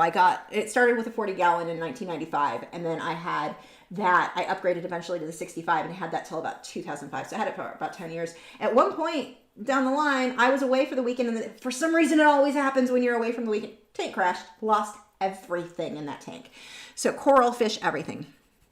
And that is definitely heartbreaking. So, I mean, I had fish that I had for like 6-7 years. My tangs, that one was the worst. So anyway, that was really rough. And I started again. And that went well until I moved. And so I rehomed. I found homes for everybody.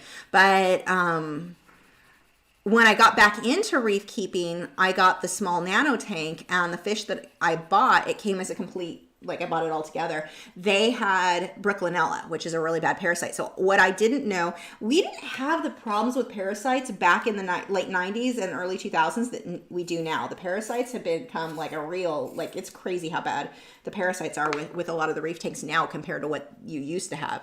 So now everything really has to be quarantined. But I bought it, with a fish already in it, and the clownfish, and they had Brooklinella, and so I had to go, like brand new tank, I had to go fallow, meaning no fish for 6 weeks so that the parasite in the water would die out, and then I got new fish. But I took the two died right away, and two, like right after I got them home, like within days. And then the other two I took back to the store so they could attempt to treat them. I don't know what ended up happening there. But it's like a serious issue. So they, I mean, my start back into saltwater wasn't easy. And then I had another mini crash where the coral decided to get in a fight over the salinity. It was a whole thing.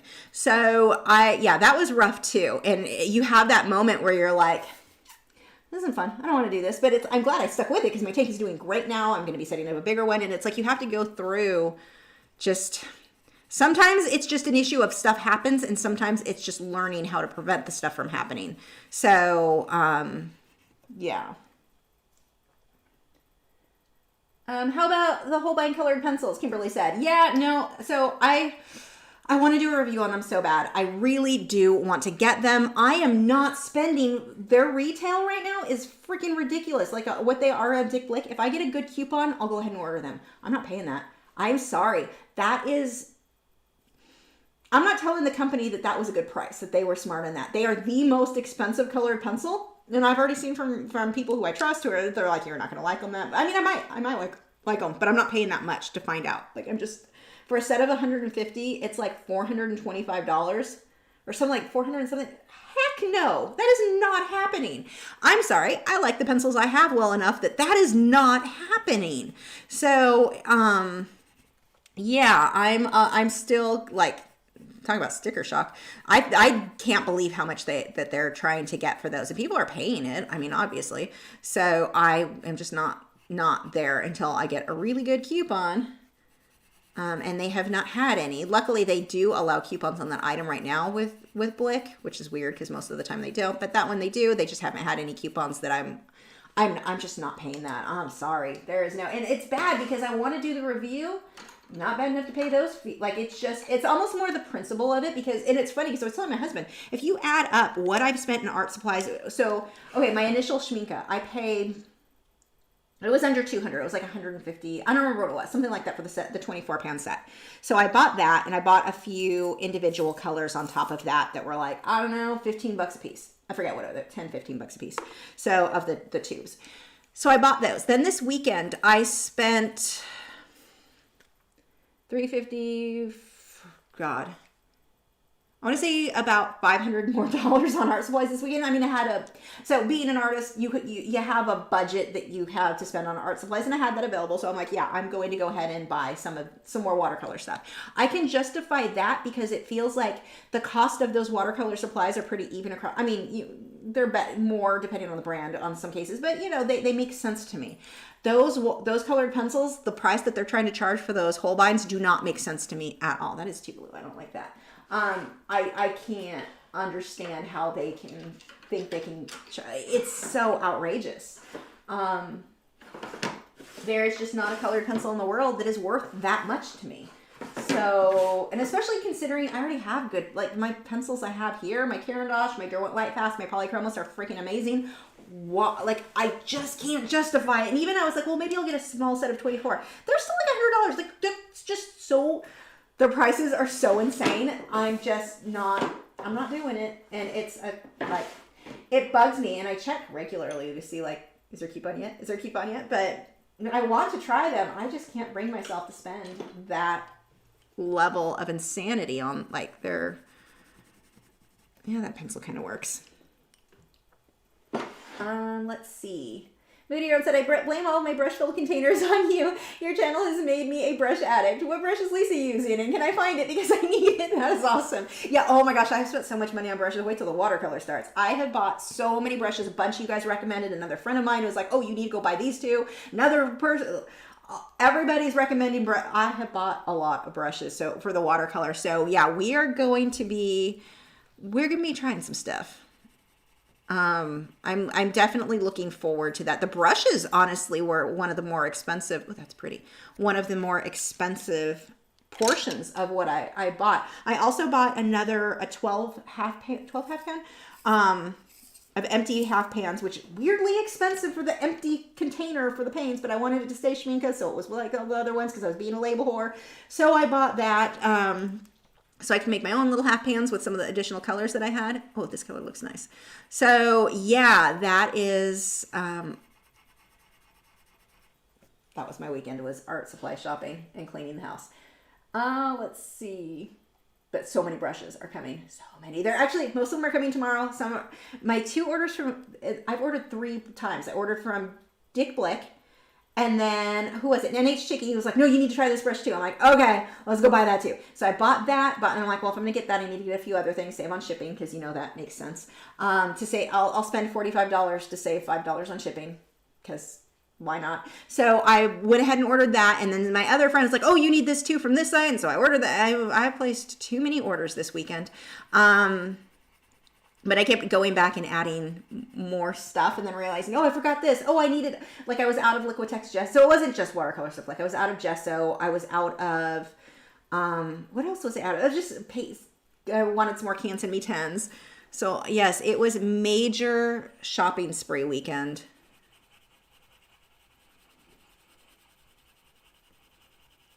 That color's standing out a bit better. I want to do something way more detailed than these grapes for sure. That is, I think, my first project, like my first real project is going to be this. I'm just experimenting with color, obviously, but I really am looking forward to more detail. That's definitely going to be, I think, the strength of this paper for me. Tessa said, where is your bird Chicken? I haven't seen him or your videos in a long time. I miss Chicken. He is in the chicken room with Nugget and Sushi. I can't bring him in here with the greyhounds because they will eat him. Although I could put him in a cage, well, locking them out is hard. I'm just paranoid about them being together. So, and Chicken freaks out. He actually really likes to stay in his room. Like he likes the bird room. So he's got his perches in there. They've got I got these, it actually worked out really cool. There are these tray things that are supposed to go over the couch so you can put your laptop on it. I got 2 of those, and the bird stands sit on that. So Sushi uses them more than Chicken and Nugget do, but it's really cool the way that's set up in there. So yeah, he's in there. I go hang out with him usually in that room, and my husband is not really good about keeping it as clean as what I would like it to be clean, so I don't usually film them because I'm like, can you vacuum? Because there's birdseed all over the floor. We got him a Roomba because, not the one that ate the cow, but another one, because the seed was just, Matt is not consistent about picking it up, so... But Chicken is doing good. I'm really excited too because we were having some trouble. Chicken, it was maybe 2 years ago when my parents visited. Chicken got to where he was really screaming all the time. Like we just couldn't get him to stop. And so one of the things that had always worked when we were in the apartment, if you just yelled Chicken no, he would stop. Which is weird because that normally doesn't work on a bird. Usually birds are like, you're screaming, I'm going to scream more. They think it's fun. Yelling at a bird is not the same as yelling at a dog where the dog's like, oh no, don't be mad at me. The bird's like, yay, screaming, fun. They like loud. So that always worked though with Chicken. You just say Chicken no, yell Chicken no from the other room and he'd stop. Well, then he got to where finally after a couple of years of this, he's like, nah, I'm going to keep screaming. I can't even hear you saying Chicken no over me screaming, just nonstop. So what we've been doing for the last couple of months, we stopped with Chicken no, which is good because it was hurting my throat screaming Chicken no, to have him hear from this room all the way to the back of the house. Or I guess that would be the front of the house. But anyway, I just go in now when he starts where he does if you have a cockatiel, you know what I'm talking about, where it's scream, scream, scream, scream, where they won't stop. So we go in, cover him, like don't say anything, just go in, cover his cage, come back, like time, and I have to set the timer on Alexa or I'll forget, but like 5-10 minutes, go and uncover him when he's calm. Don't say anything to him and then leave the room. He is doing so much better. Like the difference is incredible. So we just had to change our technique and Chicken is way less screamy now. But he's doing good. He's in there with his buddy with with Nugget and Sushi. Sushi is loud. Oh my gosh. Sushi is the Indian ringneck. They can scream. It's like this high pitch. The alarm system, he's setting off the glass break sensors. So it's a high pitch scream. It's not as constant as Chicken though. Let's see. Rose said, do you even need any blending tools with this, like OMS, because it already looks so smooth? I don't think so. I think it's just going to be burnishing with this. I don't really see any. Well, OMS, we tried over here. It just removes it completely. So does it stick on top? It does stick on top. Oh, it sticks on top nice. But OMS more removes it than blends it. So that could definitely be a cool technique if needed. But yeah, it's really, really smooth. So here I'm pushing harder and burnishing, but I'm not even pushing that hard. So one of the reasons I don't burnish is because it hurts the arthritis in my hand so much. I am not having to push hard to burnish with this. Like the trick here, I think, is going to be for people to get used to using a really light hand. This is definitely interesting. I want to try with this tool a little too, smudging that.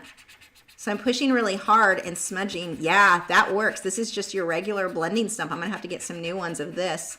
Look how it oh my gosh, I'm excited. I mean, I'm creating a muddy mess because this is dirty and has graphite on it, but whatever. Look at how smooth that goes though. I will definitely want several so I can have, you know, this one I use for blue areas, this one I use for, so this it's kind of bubbling up where I've got it really thick with the Caran d'Ache, so that makes a little difference. So the other thing that I want to do, because I'm not really going by that much, let's flip this over and work on the back a little. So this was one of the things that I wondered was what happens when you work on the back. Does it push it and make it come off onto the other side of the paper? So two things I wanted to try. Let's see. Let's take a dark, I don't know, what color would look good? Oh, let's just put red all over. Because it's going to change what the other side looks like. But I'm curious if doing this and applying the pressure is going to change or make the graphite, the pigment from the pencil come off on the paper. So let's see. A little bit. I don't know if you can see. There's a little smudge. So a little bit does come off in doing that. Actually, not terrible, but it is something to be aware of. But you probably don't need to push as hard as I was just pushing. I was like full on pushing hard burnishing. And so this is going to make a big difference when we flip it over. You can work on both sides. I'm just going to go over the blue too. Let's see what it comes out like. This, again, just a warning, not trying to make this look good. We're just experimenting here. I just want to see what it can do before I start a real project with it. Let's throw the purple, which is going to be almost like black. I want to see how that looks under these colors. I will, without a doubt, when I work on this paper, keep a spare sheet though, so I can test and find out what happens if I put a color on the back. What if it's purple? What if it's blue? What if it's whatever? I want to find out the what ifs, not on the actual project.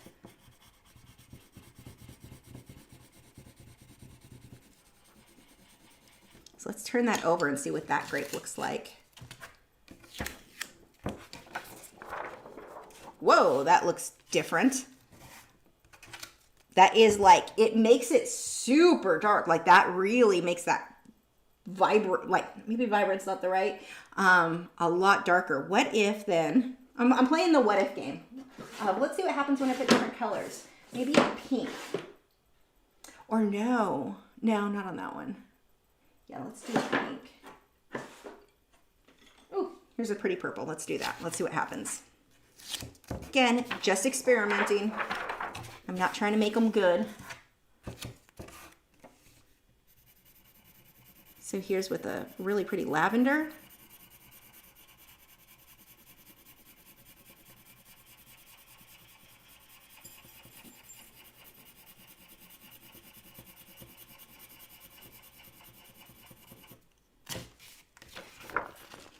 It doesn't leave much though. You can see right here, it leaves a little bit of the previous layer comes off, but not enough that it would concern me.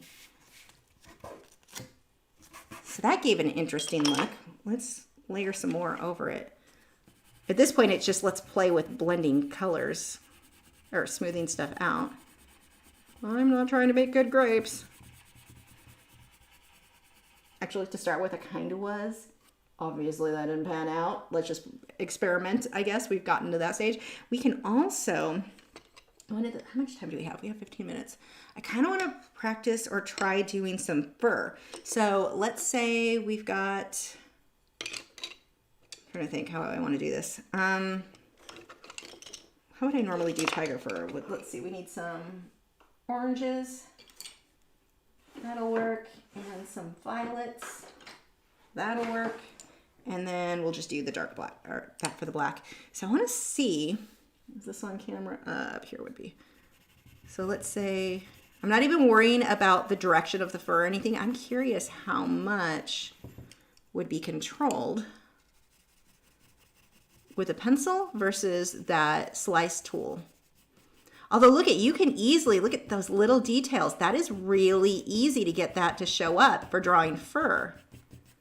This is going to be, I'm pretty sure next time I draw, it'll probably be a tiger that I do. Like something with fur that is enjoyable. We'll say, yes, enjoyable is the right word. Where's my next shade? But what we'll do for highlights is use that slice tool. So we're just overlapping those colors. Now I would probably start with the darker and then, in this case, and then put the violet, but whatever, that works. And then we can take the slice tool. Let's see. Rose said, you even need, okay, got that one. Kimberly said, when are you going to visit South California? No time soon. I have no plans to travel anytime in the near future. Especially not with the animals. I have sick tree frogs I'm dealing with. I don't want to leave my husband to that. Where are we? You have other birds. Yes, I have Chicken, who's a cockatiel, Nugget, who's a parrotlet, and Sushi is my husband's Indian ringneck. Well, Sushi is my husband's too. Chicken decided he was my bird. I didn't. He was supposed to be my husband's too. Most people say you only need 3 brushes for watercolor. It's finding the perfect combination of 3. Let's just say that I have a lot more than 3 brushes. So my 2 favorites, going back to the watercolor, do I have them right here? My favorites that I used so far were where's the other one? Is it in here? I don't even know who makes this one. I'm pretty sure it came in a Smart Art box. If you guys know, let me know. It says S85. It has black on the end. It's red. I don't know. That brush has been amazing. And this brush, so both of them are rounds. The Faber-Castell one that comes with in the package with the water-soluble graphite, those have been my 2 favorites so far. They have been amazing.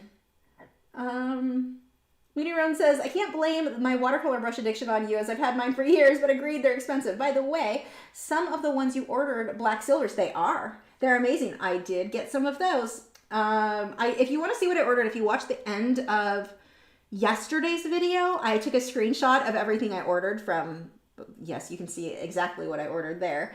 But I'm going to do a box opening so I'll do the box opening for the 2 from Dick Blick tomorrow, and then I've got to record again the Friday. The other one, I'm going to record them all. They'll be in the video for the watercolor. Let's see. By the way, if I get caught within their art supply box this week, I'm going to say Lisa made me do it. You go ahead and blame me. I'm okay with that. I'm blaming you guys. Clark Fine Art said, wonder if you put darks on or blues on the black, how it would show on the front, and then you're going to try it. And there you go, trying it. That's very interesting. Sneak set brushes can be very pricey, but they last years and years if you are reasonably careful with them. I can see that much more so with watercolor than with the acrylics. I'm hard on my acrylic brushes, so I could see, because I really haven't found a reason to be hard on the watercolor brushes yet. So that's good. Good to hear. Clark Finer said, thanks, now I can add this to my art supply shopping list.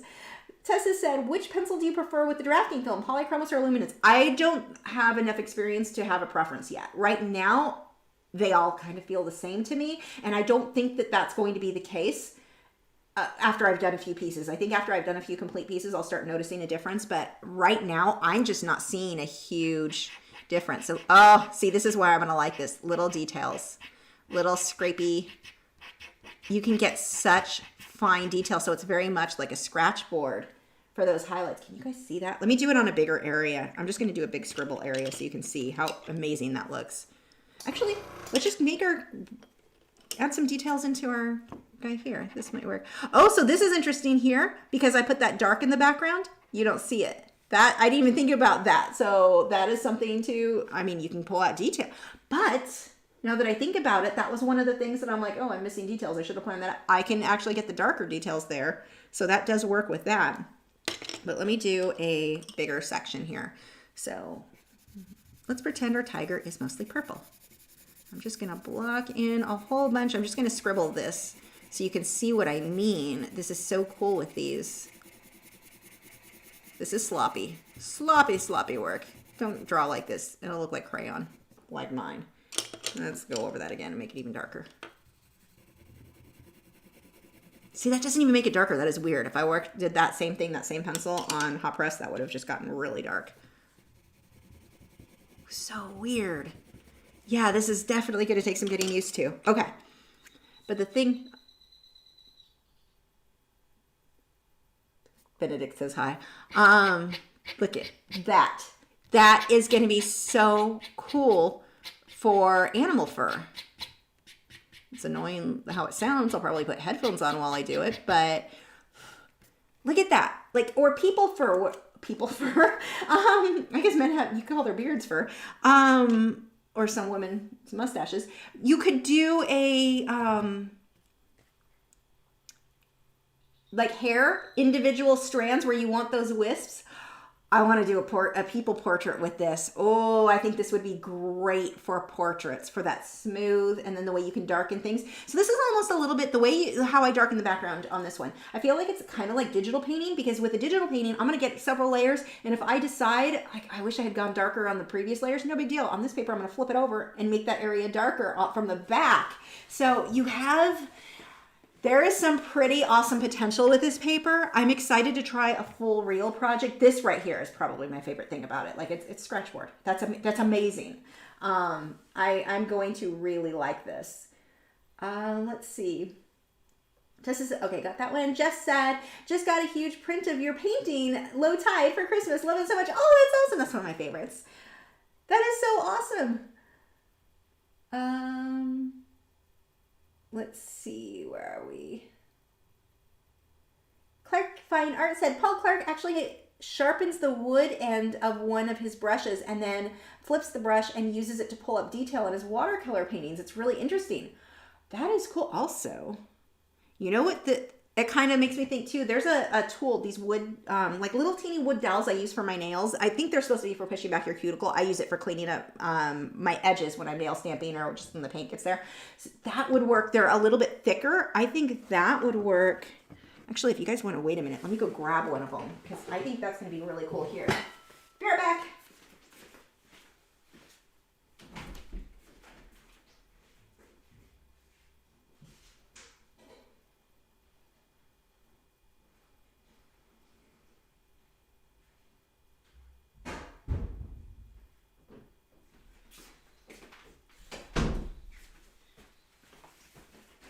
So these are the wood dowels that I was talking about. They're tiny. No, on camera. There we go. They're tiny. I bet that is going to give me a different look. No, actually, that doesn't work that well. It lifts a little, but no, that it's too soft. The scratchier slice tool. Okay, never mind. See, this is what I like to test for, because I would have thought that would be perfect. I guess it would work on small.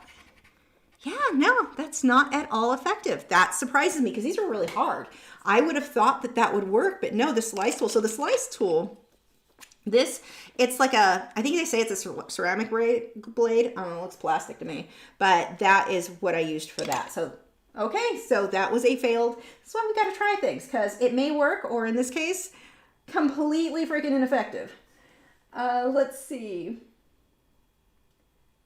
What's that white scraper you're just using? Looks less dangerous than a craft knife. Yeah, that's the slice tool, SLICE. I should have put the link in the description. But this you can use on your like your hot press watercolor too. If you've got really dark areas that you've burnished, you can use this. If you've used OMS under, it doesn't work as well. But if you burnished and you did not use OMS, this will lift up and get those white highlights really showing up well. But it works better if you burnish than with the OMS techniques.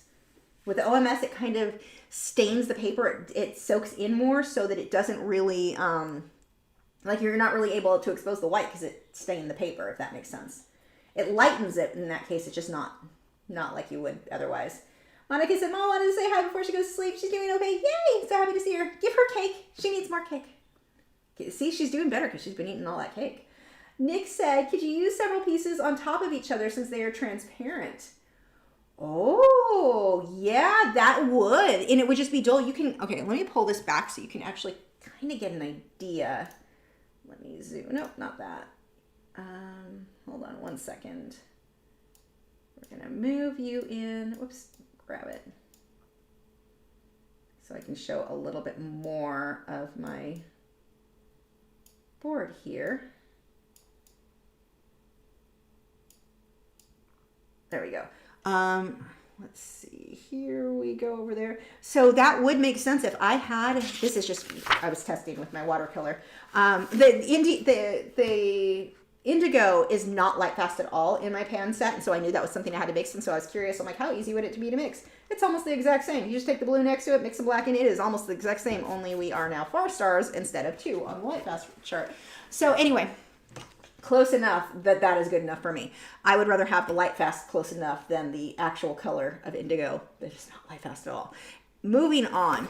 Oops, sorry to your ears for that one. If that was the paper that I had colored, you can see where you could get this kind of dull. It's dull, it's soft, it's not completely, it's translucent, but not completely transparent. Like you can still see, it gives you this foggy look, but that could be cool. I mean, what if you were doing things in a layering process to where maybe you did a background that was really far in the distance like that. You wanted it to have a soft, smoky feel and then move forward where things came more in focus. That's what I was kind of thinking with the background too. If you did a background in one sheet and then let's say it was supposed to be a bokeh look that was kind of faded and then you put this on top and then just frame them one over that, that could be really cool. There's a lot of potential for sure. There's so many techniques I'm already thinking of that we could do to get different effects that are really cool. I mean, obviously what I've done here today is this was practicing. I hadn't even taken a pencil to this before. I had no idea what to expect besides what I'd seen on a few videos. So yeah, that would be a pretty cool effect. Erica said, yeah, watching you work with this paper, I can definitely see it's not for me. I need paper that easily does multiple layers. I'm not liking how the colors are on either on this paper. I am glad I could help then. I'm excited to try something serious, I think. I have seen such amazing work, but I could definitely see where it wouldn't be for everybody. It kind of is forgiving, but also it's kind of not. I mean, it's forgiving, I guess, in a different way. I like the ability, I mean, the erasing, that is, I mean, that's crazy. That's almost white paper. That's pretty cool. But yeah, you would have to plan out for sure a lot more. Like normally if I were to do grapes on, let's say, Can't Send Me 10s, I would have done this and then just kept layering on top till I got the look I want. You can't do that here. I would have had to have every little line pre-planned out in order to get the look that I wanted, which I didn't. I mean, I knew you didn't do as many layers with that, but that was a little bit different for me. So yeah, I can see where it wouldn't be for everybody.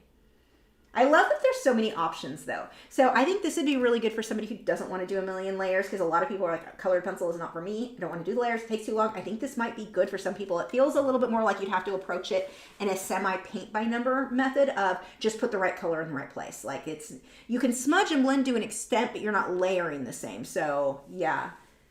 Clark said, I use orange wood sticks too. I keep them with my watercolor supplies. Interesting. Yeah, I use them for, what was I using them for recently? I had them over here for something. Some artistic something or another I was using them for. I don't remember what now.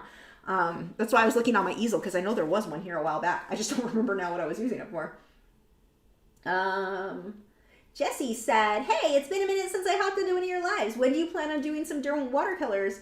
Again, I love the lionfish drawing you did. Thank you. I don't know, because right now I'm currently obsessed with my pan watercolors. I've been using the Schmincke, so I'm gonna be working with those more than the watercolor pencils for a bit. I actually think they're all gonna work really well together. But for right now, I'm obsessed with my pan watercolors when it comes to watercolor itself. Don't worry, for those of you who are not interested in watercolor at all, I'm still gonna be mixing, colored pencil, acrylic oils, everything. I'll be rotating my mediums, graphite. But I have a feeling if I wanted to use watercolor for a bit, it's probably gonna be my Schmincke over the pencils, just because I've already done a few with the pencils, and right now my new obsession is this. Moody Roan said, I do want to see your art supply list, and will it get me into more trouble, and now I must because of curiosity. Have fun. I apologize. Rest in peace, your wallet. Let's see. Marty said, a friend told me the slice tool is the best thing since white bread for watercolor too. I didn't even think to try that with watercolor. I'm going to have to. I'm curious. Yeah, actually, wait. I have watercolor right here. Is it on there? Can you see? What happens when I just go over? Nothing. Nothing happens. How are you guys using that? You just keep digging into the paper, or? Nothing is happening. I don't know what you guys are using this for. I'm going to need a little bit more guidance there. A Misty Forest scene might be cool with that paper. That's what I'm thinking. Sneak said, do you feel like you can get the richness of color without the layers? Yeah, but I think you're going to have to plan the color out a little bit more. Like normally if I put a color down and I'm like, I kind of wish I would have gone with more of a yellowy green. This is a too blue green. I just add yellow on top. That's going to be a little weird on here. Like when I put that yellow down, it was like, wow, that doesn't look good. This is not looking okay. I think that you are going to have to approach the color in a very different way. I think that having a bigger set of colored pencils is going to be more important working on this. Whereas like normally I would say you could get a good set of 12 and you just mix the color you want. I don't think that's going to be the case here. I think here you need to have the color that you want. You can affect it to an extent by layering and glazing. I mean, like here, I darkened that red up by putting the purple over it. So you can affect it, but it's definitely more limited. So the color can be very vibrant. I mean, let's grab one of these. I don't know what color do I want. Here's a blue. Let's see how that is. If I'm pushing, I'm just starting out with it by burnishing. I mean, it looks just like the pencil. It's very vibrant, but by layering another color on top, that's not affecting it. See, it's not even changing really, and that should make a big difference. On its own, it does. On top of the other one, it's not doing much. So that is definitely going to take a bit of planning, a different way to approach it. And I consider it almost more like a paint by number of knowing what you're going to do. Now, one thing that is really cool, I drew this out because I thought I would get a little further tonight. I wasn't planning on the whole technical issues, but here was a tiger eye. It looks more like an owl, but whatever. You can stick that under and you can keep checking your work. You just keep it under there. So I don't even have to draw. If I draw it on another piece of paper, get my sketching, my erasing's all done on another piece of paper, I can just have it under here as I'm working and remove it as I need to. I mean, it's always, that's a pretty cool thing with this. But I think in this case, I would want a way more detailed drawing than what I did here. My initial drawing, I just kind of loosely sketched everything in. I think if I'm going to do something very detailed, and like when I do a serious project on this, I'm going to have a lot more lines, a lot more details on this, because I don't think it's not as forgiving on changing and adjusting details. Like I said, I feel a little bit more paint by number-ish on this, where put the right color in the right place instead of my usual layer until I get what I want. So definitely we'll have more planning. But if you mess up, that's the thing where I say it's kind of more forgiving and it's kind of not. Because if you mess up, I mean, that is just, is this on camera? Yeah. That is incredible to me that it erases to that level. If I have an area where I'm like, that was terrible, erase it. Like, so if I do something with a color and I'm like, oh, I wish I didn't erase it and do it again. So, there's pros and cons to everything that we use. And I definitely see some potential here. Well, that, and I've seen some freaking amazing work done on this paper, so I know it can be done. Whoops, I just scrolled too far. Let's scroll back up. Where are we? Way too far. And now I scroll too far the other direction. Oh, way too far the other direction. Where are we? Oh my gosh, I'm lost. Hold on.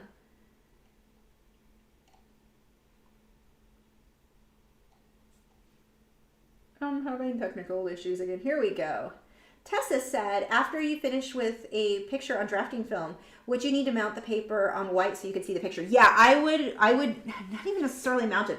If I were to frame this, I would cut out whatever white paper, so something archival, something acid-free, I would cut that out the same size, or blue. Like, let's say I wanted, or black. I mean, you can put whatever color you want behind it to affect your work. You can get different results. If I wanted gray, so whatever color paper I wanted, I would mount that behind it and then put the frame or the mat on top of that and then frame it like it. I would include it because it would go behind glass. I would put all of that together, framing. But I would cut the paper, the background color, whatever color I chose, would be cut the same size as the art paper. Let's see. Cat's Art Pig said, thanks for another great live stream. Hope your girl frog gets better. Have a good night. Thank you. Me too. I don't know where she is right now. Oh, but look, you guys want to see the one that's doing well? Can you see him? This frog had such a growth spurt. He used to be the little one. He was so much smaller than her. I can't tell him apart anymore, except for her wobbling around. He's doing so well. So he didn't get affected as badly by the medication. He handled it better. I'm not sure. I don't know why. Maybe she already had something more wrong with her. It's hard to know, and it's definitely a challenge because you don't have the same aid with vets and testing that you can do as you do with dogs. So it's not that I'm not willing to have, you know, I have an exotic vet, but she can do pretty much go as far as making sure they don't have worms and telling me what medication to use. And that's about the extent of the help I'm going to get there. So, and it's not that she's not good. It's just that they don't treat, there's not many people who know frogs. So yeah, hopefully we're keeping our fingers crossed for her. Luckily, this little one seems to be doing fine, and he will have more buddies probably next month. A yellow one, the albino ones are actually a pale yellow and a purple one. So yeah, all red-eyed tree frogs, just color morphs. Let's see. Moody said, Jane Bundle has many watercolor mixing charts on her website that are helpful, and some of my favorites. Good to know. Starving Artist Collective said, love that rich red and purple in the top grape. Mesmerizing. Yeah, it came out. I mean, it's going to take practice, but I can see the appeal. I definitely see, like, I'm not going to say, like, let's say I got hired to do a commission and I needed everything to be perfect. I'm not using this. I don't know what I'm doing yet. So anything that looks like crap right now, totally user error, because I've seen the work that can be done on this. I don't want to make you think like, oh, that doesn't work right. I don't know what I'm doing. This is my first experiment, but look up some artwork by people who know what they're doing on this. Oh my gosh, it's amazing. So I'm excited to learn. Nick said, well, the paint paper is still damp. You can scrape lighter lines. Oh, actually, should we do a little test? Hold on. I mean, why don't we just spray a little water on that and see what happens? Because that was water. Where's the brush I like? Where are we? So we'll just go ahead and reactivate. You mean like that, or would it have to have been like freshly applied? I don't know what I did with my little, there it is. No, I'm just damaging my, oh, it does make little lines. Huh. I could see, I'm pushing too hard. I could see where I'm going to play with that some. Thank you. Clark Feinhardt said, a craft knight will usually scrape off the top layer of watercolor and give a good sparkle type highlights on watercolor, etc. Interesting scrape. Okay. Clark said, putting line work behind the paper is a great idea. Yeah, and I think that's what I'll do on something real detailed. I'm going to have a super detailed line work. Where were we? Jesse said, it's so funny hearing you talk about watercolor and charcoal pan pastels. I can remember you used to avoid those mediums. Yeah, and then, yeah, honestly, I will say Smart Art Box was a huge part of me going ahead and trying more stuff, because they keep sending me stuff and I'm like, all right, let's give it a try. I'm like, it's not as bad as it was. Or, well, in Pan Pastels, they're the ones, Pan Pastel, the company themselves, sent them to me. And I was like, no, I'm not really interested. And they're like, when they contacted me though, I was like, well, I'm not going to turn down supplies, so I'll go ahead and try them. And they were amazing. Derwent is the reason that I really got to where I'm liking the watercolor pencils. That was like my gateway drug. No, well, I wouldn't even say just that. The Inktense too, which again, Smart Art Box. I use my Inktense blocks like I would a watercolor pan, and I got to where I was just really comfortable with those. And like, well, if I can do these, I can do watercolor may be fun too. So, and then Derwent had sent me a thing of watercolor pencils, which I was like, not super interested. And then I tried them, and then I was super interested. So I would say Smart Art Box and then Derwent sending me stuff has been a huge thing. That opened, and Pan Pastel sending me was a huge thing to make me realize I liked things that I was certain I didn't. Just needed to try them out. Well, and some of the stuff I had tried, not Pan Pastels, I hadn't tried those, but like watercolor I had tried years ago, but I used crap watercolor pencils. And they don't work. There is a big difference. And using the crap ones made me think I didn't like them, when in fact they were kind of amazing. I just used the wrong ones. Starving Artist Collective said there's a wet media version of Duralar used for watercolor pencils, etc. Like, I mean, Yupo paper would be one that was kind of similar, wouldn't it? I wonder if that's what, or if it's like that. Kelly Jackson said the graphics film sold in sheets by Blick is said accept more layers than the Duralar. I read that. Somebody was saying that. Actually, let me write that down, because next time I place an order, we'll add that to the list. Graphics film.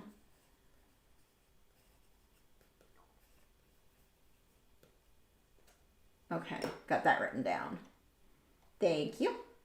Sheena said, I saw your watercolor painting in the recent video you posted with the frog and octopus. It was so good. I couldn't believe from that painting you were new to watercolor. Oh, thank you so much. I just got, it needs highlights. So I want bright opaque highlights over some of that. And I did order, I've got the gouache, it came today.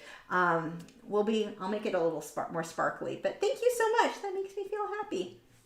Do Inktense stain where it wouldn't erase clean on this? Yeah, Inktense are permanent. So like if I had this line of Inktense and I went over it with a water brush like I just did, it wouldn't move. Like it's staying put. There's very little smudging there, whereas the watercolor reactivates. So that is definitely very different there.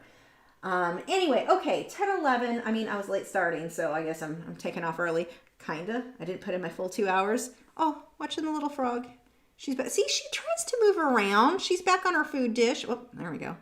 There's the little Miss Neurological issues. We keep saying it's like watching a glitch in the Matrix. Like if I end up renaming, because they're all named after Murlocs, but I may name her Neo or something. If she lives like this, if this is just how she's going to be, because I wouldn't keep her with the other frogs just for her own safety. But because I'm afraid she would fall in the big tank. She just doesn't have enough control. But anyway, I'm thinking she'll be named after something with the Matrix, because she'll move and it's like we thought when we first saw it that the video was glitching because she'd move real fast, like it was kind of jerky when she would move, and so we thought that's what was it. Yeah, no, it's her. So yeah, anyway, could you erase on this if it wasn't wet? Inktense. Inktense, no. Inktense is permanent. It's not going to erase once it dries. And I think we are good. Make sure to check out our moderators channel, Nick and Joseph. They help so much. Links are in the video description. They both have been doing live streams lately, which is fun. Got to see, not Nick, Joseph recently experimenting with Polychromos on Lux Archival sanded paper for the first time. He had not used that before, so that was really fun to watch. And I think that's it. What else am I forgetting? Am I forgetting anything? Friday, we will be working on our collage. We're going to be doing flower buds and branches, realistic looking branches, along with finishing up that magnolia that we started flower on Friday at 1 p.m. Central Time. That will also be in colored pencil. I think that's it. I don't think I have anything else. Nope. I'm trying to think. Am I forgetting something? I don't think I'm forgetting anything other than trying to figure out what the heck is going on with my thing. What is that? Show that. I don't know why that came up that way. Am I back? Yeah, I think everything's good. Okay, anyway. Yep, that's it. Thank you guys so much for joining, and I will see you on Friday. Bye.